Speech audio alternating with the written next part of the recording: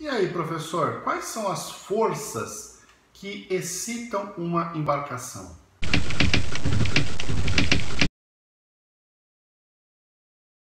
Bem-vindo a mais um vídeo do Pitada de Engenharia. Esse vídeo é um vídeo daqueles técnicos que está naquela série de análise global de estruturas navais, que usa a teoria de viga-navio. Se você não viu, pare esse vídeo nesse momento e assista o vídeo que está aqui no card, porque nesse vídeo eu inicio essa teoria mostrando o processo de modelagem de uma viga-navio. Se você já está acompanhando o nosso curso há algum tempo, acompanhando o nosso canal há algum tempo, você já sabe que o processo básico de análise de uma estrutura é representada por esse fluxograma basilar que está aqui. Então, no vídeo de hoje, eu vou mostrar como calcular as cargas que excitam a estrutura de uma embarcação, que a gente vai usar a teoria de viga-navio para fazer a análise dos efeitos globais. Tudo isso a gente falou, então, naquele vídeo que eu coloquei ali em cima no card. Mas, professor, eu fiquei com uma dúvida no vídeo passado, né? Você falou para garantir duas equações de equilíbrio. O equilíbrio vertical, né, do movimento de rive, e o equilíbrio angular da embarcação no movimento de pitch da embarcação. E você não falou absolutamente nada sobre o equilíbrio longitudinal da embarcação, né? Bom, eu falei muito sobre o equilíbrio longitudinal da embarcação. Na verdade, eu gravei um vídeo sobre isso, né? E eu mostrei que as forças axiais, ou seja, as forças que poderiam estar envolvidas no equilíbrio longitudinal da embarcação, são desprezíveis na análise da estrutura de um navio. Logo, a gente realmente precisa se preocupar apenas com essas duas equações de equilíbrio que eu vou, então, trabalhar no vídeo de hoje. A primeira condição de equilíbrio, você já sabe, já deve ter entendido, peso igual a flutuação, né? A segunda condição de equilíbrio, LCG igual a LCB. E aí o aluno sempre me pergunta, professor, que unidade eu faço a minha análise, né? Bom, você tem que ser coerente. Você vai ver que muitos professores usam toneladas, outros usam newtons, outros usam quilonewtons para fazer a análise. Isso de fato não me preocupa, tá? Desde que você seja coerente naquilo que você está fazendo. Então, se você está usando peso como a somatória de todas as massas a bordo expressas em quilos, por exemplo, você tem que calcular o deslocamento expresso em quilos de água deslocados pelo casco. Tudo bem? Se você multiplicou a massa pela aceleração da gravidade e calculou o peso em newtons, você tem que usar o deslocamento aí sim em força. Então, novamente, o volume de água deslocado pelo casco vezes a massa específica da água vezes a aceleração da gravidade, para que você tenha então o deslocamento em newtons. Tudo bem? Tudo bem até aqui? Bom, mas isso já foi bastante esclarecido, eu só estou eliminando algumas dúvidas que me foram enviadas nos últimos dias. Mas se você já estabeleceu então uma situação de equilíbrio em que você precisa fazer análise estrutural, a gente no vídeo de hoje vai dizer como construir as cargas atuantes na embarcação. A primeira curva que a gente vai construir é o que eu chamo de curva de pesos. Então, a gente vai representar sempre no eixo X a posição longitudinal da minha embarcação, enquanto no eixo Y a gente vai representar o peso por unidade de comprimento da minha embarcação. Então, no eixo X, a gente vai ter o 0 representando, por exemplo, o espelho de popa da embarcação. E o último ponto do eixo X representa o comprimento da embarcação. Professor, qual o comprimento? Lá no curso de projeto a gente fala de 3. Bom, você pode usar o LPP, mas uma análise mais completa usaria o LOA, ou seja, iria do extremo do casco de popa até o extremo do casco de vante, que podem estar e provavelmente estão fora da água. E a gente vai ter que considerar isso na modelagem de cargas. Então, entendido que o eixo X representa a posição longitudinal da embarcação, indo, por exemplo, do espelho de popa até o pico do castelo de proa, né, o LOA da embarcação, e que o eixo Y representa o peso por metro de embarcação, usando uma unidade que você estabeleceu para análise, minha dica, faça em newtons, tá? Assim você elimina problemas. Engenheiro naval tem muitos vícios. Um deles é fazer em toneladas para não perder o feeling, o sentimento do número. Mas eu acho que quem está iniciando a carreira deve iniciar mantendo o sistema internacional, porque vai facilitar algumas análises no futuro, tá bom? Então, faça em newtons. Professor, como é que eu calculo então essa curva de pesos? Bom, simples. Você vai pegar o teu navio, vai dividir em fatias e vai ver o peso de cada fatia. E aí você vai dividir pelo tamanho dessa fatia. E aí você vai ter o peso por metro linear de navio. E é esse valor, então, que você vai colocar aqui no gráfico. Professor, e as cargas concentradas? Né? Muitas vezes os alunos me perguntam isso, porque nem toda a carga estaria distribuída ao longo de uma seção do navio. No início eu ensinava essa questão da carga concentrada. Então eu até fazia exercícios que tinham peso distribuído e alguma carguinha concentrada. Lembrava aquelas questõezinhas de prova cabeluda lá de mec sólido, né, mecânica dos sólidos, mas com o passar do tempo eu percebi que isso não tinha muita realidade no contexto naval. Por quê? Porque na verdade não existe carga pontual. Não existe como eu ter uma carga significativa aplicada em um milímetro da embarcação. Essa carga sempre vai estar distribuída em alguma área do meu casco, né? Seja no berço do motor, seja no comprimento do tanque de combustível, seja na largura da saia da antepara, né? Então não existe de fato uma carga pontual que a gente possa considerar. Mas se você precisar, coloque as cargas pontuais. Apenas no processo de integração que vai vir depois, a gente tem que lembrar de integrar as cargas distribuídas e integrar também as cargas concentradas. Minha experiência, eu sempre estou aplicando cargas pontuais em um intervalo discreto da minha embarcação, ou seja, no intervalo que eu vou usar na integração. Se eu vou fazer a integração de metro em metro, que é o mais usual, eu aplico cargas concentradas em pelo menos, no mínimo, 1 metro de comprimento do meu casco. Com isso, eu garanto que eu não tenho um processo de integração de duas partes e eu consigo automatizar isso em qualquer ferramenta, e vocês vão ver a gente fazendo isso no próximo vídeo, com bastante facilidade. Então, a minha dica é evitar cargas concentradas, transformando-as em cargas distribuídas em pelo menos 1 metro da minha embarcação.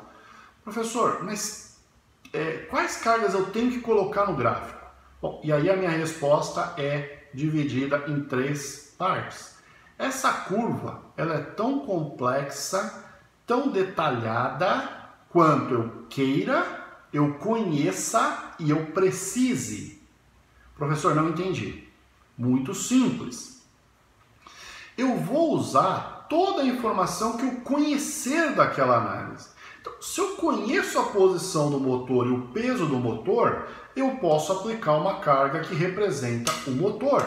Se eu conheço a distribuição, por exemplo, estrutural, eu posso aplicar uma distribuição de peso estrutural que representa o peso estrutural. Agora, se eu estou num ciclo inicial de projeto, onde eu mal tenho ideia do meu arranjo, eu vou ter que usar, então, uma curva muito menos detalhada de componentes do meu peso estrutural. Professor, e a parte do eu preciso, eu queira? Bom, por exemplo, novamente, se eu estou numa fase de projeto conceitual, uma curva, vamos chamar assim, geral, uma curva simplificada de pesos, vai me dar informação suficiente para executar o projeto da seção mestra e conduzir o projeto da embarcação até a fase de projeto de detalhamento ou projeto contratual, pelo menos, né? Agora, se eu estou fazendo uma perícia e eu estou analisando algum acidente, alguma situação, alguma ocorrência, é muito importante que eu faça uma discretização, eu faça um detalhamento dessa curva de pesos o mais realista que eu possa, com base em substanciar bem aquela minha perícia. Então é por isso que eu costumo dizer, escrevo no meu livro, que a curva de pesos então é tão detalhada, tão quanto eu queira, quanto eu precise e quanto eu conheça do caso que eu estou analisando. Tudo bem até aqui? Professor, esse gráfico é desenhado acima ou abaixo do eixo horizontal? Essa é uma pergunta legal, tá? Novamente, navais tem muitos vícios. Eu, novamente, não me importo. Não me importo com isso. Se você quiser representar o peso para cima do gráfico, sabendo que ele atua no sentido vertical para baixo, força-peso, para mim não tem problema nenhum. Nenhum. Desde que você conduza a análise com coerência. Tá bom? Agora, se você quiser representar o peso como sendo um valor negativo, porque ele aponta para baixo em relação ao eixo X, ao eixo vertical, né?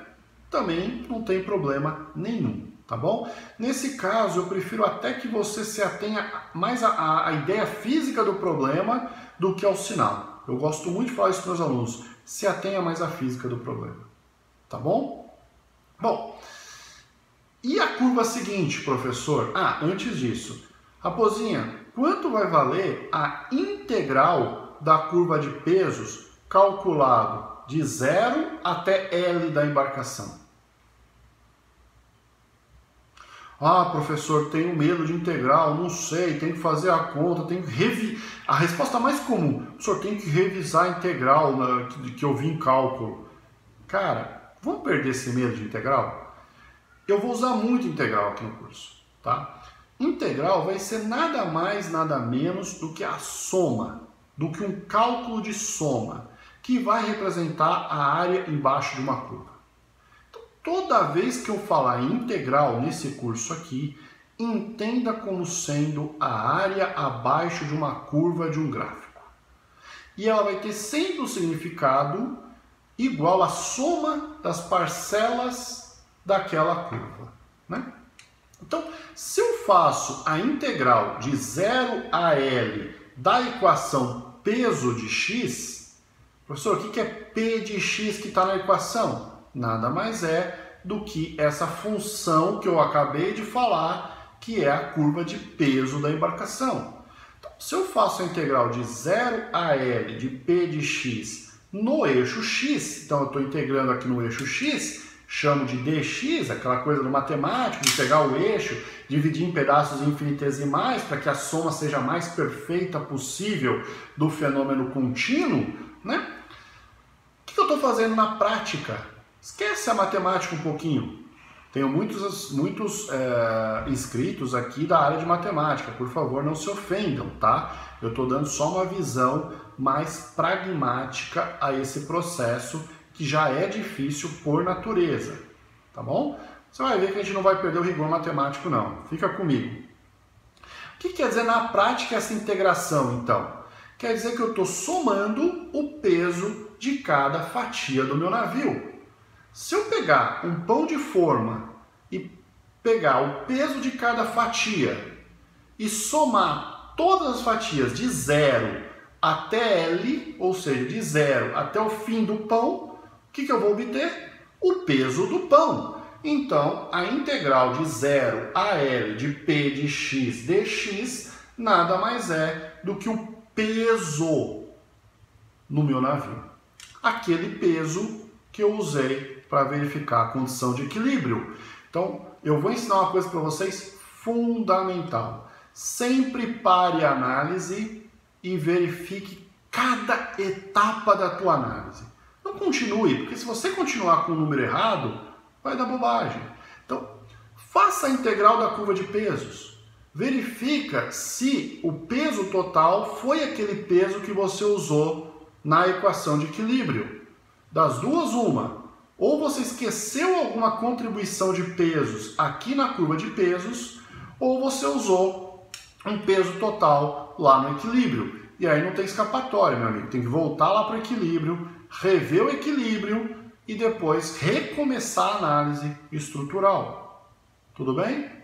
Bom, feita a curva de pesos P de x, a gente passa então para a segunda das curvas de carga de uma embarcação, que é a curva de flutuação, a chamada B de x. Tá? Novamente, lembra? Flutuação, CB, B de x, está tudo integrado, né?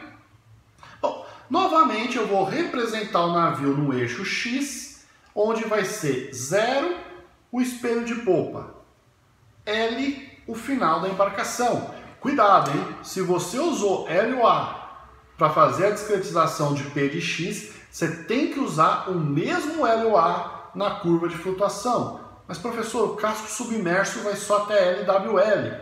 Não tem problema, mas faça até LOA e deixe zerada a parte que está fora da água. Porque senão depois fica difícil de somar os gráficos, de compor os gráficos. Tá bom? Isso é uma dica importantíssima. Tá errado fazer LWL? Não, mas depois vai ficar muito difícil fazer a composição dos gráficos, tá bom? Bom, e o eixo Y, professor? Então, o eixo Y vai representar o deslocamento de cada fatia infinitesimal da minha embarcação. Então, de novo, vou pegar o meu casco, dividir em fatias, calcular o volume de água submerso daquela fatia, multiplicar pela massa específica da água, pela aceleração da gravidade, e eu vou ter uma força, então, vertical que empurra para cima aquela fatia da minha embarcação. E aí, eu fazendo isso em todas as fatias do meu casco, eu consigo, então, a curva B de x. Novamente, professor, o quão detalhada é essa curva B de x? Novamente, a mesma resposta.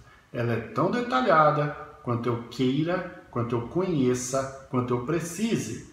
Novamente, se eu tenho a forma tridimensional do meu casco, não tem por que não usar a forma tridimensional do casco. Se eu estou fazendo ali um projeto conceitual, eventualmente, alguma representação simplificada do casco vai ser bastante útil para fazer a primeira análise estrutural. Nesse curso aqui, nesses vídeos que nós vamos estar apresentando para vocês, vocês vão perceber que eu vou fazer as duas coisas. No curso introdutório de Estrutural 1, a gente vai estar usando formas geométricas mais simples para representar o casco submerso. Quase todos os problemas falam em barcaça, falam em cascos com forma de cunha, coisas que eu consigo fazer a continha facinho, né? Já em Estrutural 2, a gente então vai incluir a forma tridimensional do casco na análise. Não fique desesperado, não perca o foco, né? Entenda que nós estamos falando da mesma coisa com profundidades de detalhamento diferenciadas, mas é a mesma abordagem, a mesma teoria, o mesmo procedimento, inclusive, tá bom? Bom, mas então, você construiu a curva B de x. Novamente, professor, desenho para cima ou para baixo do gráfico? Tanto faz, desde que você saiba que a força de deslocamento, a força de empuxo, ela é vertical para cima, né? Então, a gente já entendeu essa questão que é fundamental. Bom, tendo a curva P de x e a curva B de x, eu consigo representar todas as cargas que atuam na minha viga navio. Professor, não entendi. Ué, se eu coloquei todas as massas a bordo e todas as forças verticais de empuxo, eu apliquei todas as cargas que atuam na viga navio. Professor, mas e aquelas cargas de explosão, aquelas cargas de passagem de onda, né? Rajada de vento? Bom, primeiro a gente precisa entender o que é efeito global, do que é efeito local, o que é efeito dinâmico, do que é efeito estático. Então, num primeiro momento, eu estou preocupado com aquilo que a gente chama de análise quase estática, que se refere basicamente à flexão da viga navio em função das cargas a bordo. Nesse mesmo modelo, acho que mais 2 vídeos para frente, eu vou incluir então a passagem da onda, né? Isso no curso de Estrutural 2. No curso de Estrutural 1, a gente vai manter a análise em mar calmo para entender novamente os fundamentos. Mas fica comigo, com certeza você vai acompanhar esse processo. Bom, se eu coloquei todas as cargas a bordo, eu preciso transformar isso numa única curva de carga que vai então excitar a minha estrutura, provocar os esforços e as tensões. Então, como é que eu vou fazer para compor peso e flutuação? Muito simples, eu vou criar a terceira das curvas de carga. Aí sim, a curva de carga que a gente chama de Qzinho de x, Q minúsculo de x, né? Então, Qzinho de x nada mais vai ser do que, aqui existe uma diferença de autores, tá? Ou você diz que é a somatória de P de x e B de x, né? Nesse caso, você tem que obrigatoriamente ter feito uma com sinal positivo e uma com sinal negativo, para poder fazer a composição dos sinais, ou como eu escrevo no meu livro, eu acho que é muito mais intuitivo, não tem por que complicar, eu escrevo que Q de x nada mais é do que P de x menos B de x. Professor, pode ser B de x menos P de x? Não tem problema. Eu vou mostrar no próximo vídeo que a Sociedade Classificadora estabelece uma convenção para definir o que é positivo e o que é negativo. Mas, de novo, se você não perder a física do problema, vai dar tudo certo no final, tá bom? Mas eu vou manter aqui, então, Q de x igual a P de x menos B de x. Professor, como é que eu faço isso? Como é que eu efetuo essa conta? Muito simples, cara. Você vai pegar o gráfico de P de x, o gráfico de Q de x, de B de x e vai desenhar um terceiro gráfico embaixo, que é o Q de x. Novamente, o mesmo eixo x. Por isso que é importante usar o mesmo eixo x nos dois gráficos.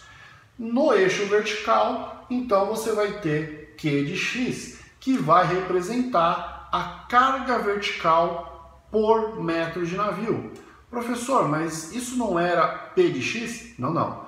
P de x era o peso por metro de navio. B de x é a flutuação por metro de navio. Q de x, então, vai ser a diferença entre o peso e a flutuação por metro de navio. E aí você começa a marcar pontos nesse gráfico. Marca pontos nesse gráfico tanto quanto for necessário para considerar todas as variações de P de x e B de x. Toda vez que a curva B de x e P de x sofrer algum tipo de variação, você então marca um ponto. E aí então você, para cada ponto no eixo, pega o valor de P de x, subtrai de B de x e você então vai ter um valor de Q de x. Faça isso com quantos pontos você achar necessário para representar Q de x adequadamente. Tudo bem? Entendeu como construir Q de x? Ficou claro? Vamos voltar então ao entendimento de B de x, curva de flutuação. Eu tenho certeza que você está me acompanhando, não está aí dormindo. Então, quanto vale a integral de B de x calculado de 0 a L, da curva B de x no eixo x representado por pedacinhos D de x? Já pensou? Professor, lá vem você de novo com integral. Já entendeu?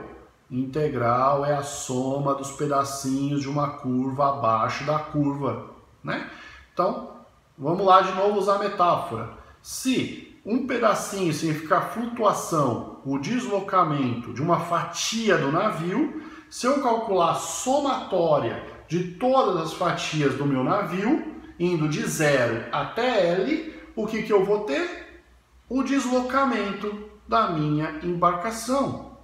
Então, novamente, eu paro a minha análise e verifico se a minha integral de B de x corresponde ao deslocamento que eu usei para fazer o equilíbrio da viga navio. Professor, e se não corresponder?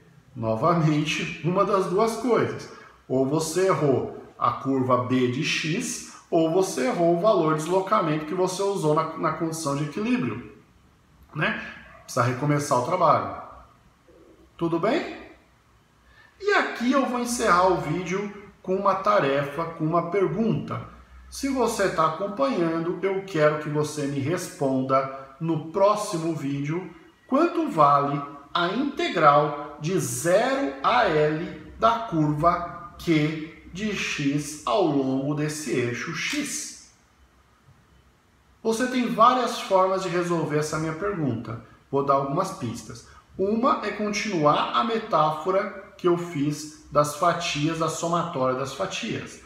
Outra é uma parte mais matemática, substituir a equação de P de x e isolar e decompor a equação. E aí você vai demonstrar o teorema, demonstrar a afirmação que eu quero que você responda no próximo vídeo. Tamo junto, vai fazer essa tarefa até o próximo vídeo, conto com você. Espero que tenha gostado, espero que tenha entendido essa parte de estabelecer a curva de carga que vai excitar a estrutura de uma embarcação nessa análise global de viga-navio. Se não entendeu algum questionamento, se tem algum questionamento, se não entendeu alguma passagem, alguma afirmação, deixa seu comentário aqui. Se está gostando do nosso conteúdo, eu peço mais uma vez que ajude a divulgar esse projeto para que a gente esteja junto e possamos continuar esse projeto e chegar nos vídeos mais avançados. Já tem gente aí me pedindo vídeos mais avançados. Eu expliquei isso naquele vídeo que eu falei sobre o ensino da pandemia. A ideia era colocar vídeos mais avançados aqui no canal. Mas em virtude da pandemia, eu estou colocando vídeos mais basilares para que a gente possa estar tendo essa conversa diária e recuperar esse tempo do estudo em casa, né? E com isso a gente consegue aí estar mantendo o nível da formação dos nossos alunos, mesmo nesse tempo de pandemia. Não perca nosso próximo vídeo, porque essa série de análise estrutural de navio é uma das atividades mais importantes desse semestre aqui no Pitada de Engenharia. Um forte abraço, pessoal!